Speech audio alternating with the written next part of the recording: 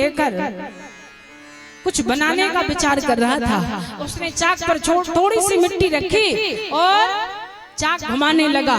पत्नी ने आकर पूछा, कल महाराज जी कह रहे थे ना ज्यादातर पत्नियां पतियों को तुम ही समझदार समझती हो, तो उनने पूछना जरूरी समझा कि भाई क्या बना रहे हो। पति ने कहा अपनी पत्नी से, अजी समाज में चिलम उलम पीने वाले ज्यादा बढ़ रहे हैं, सो हम चिलम बना रहे हैं।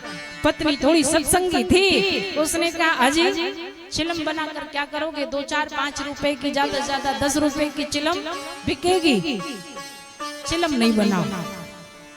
तो पति ने कहा फिर क्या बनाए। पत्नी ने कहा तुम एक काम करो, अब गर्मी का समय आ रहा है तो चिलम नहीं बनाओ, तुम तो सुराही बनाओ। तो पत्नी की बात पति ने मानी, कुम्हार ने, और उसने चाक पर ज्यादा मिट्टी रखी और सुराही बनाना शुरू किया। और जैसे उसने एक सुराही बनाई तब तक मिट्टी बोल पड़ी, कुम्हार क्या बना रहा था।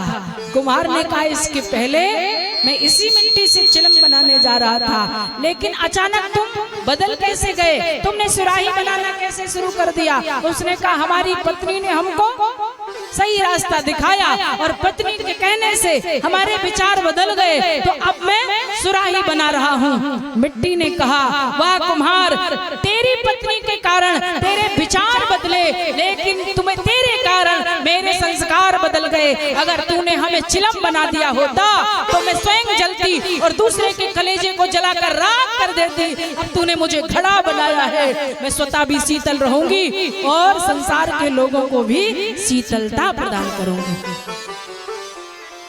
तो ये कथा हमारे विचारों में परिवर्तन लाती है।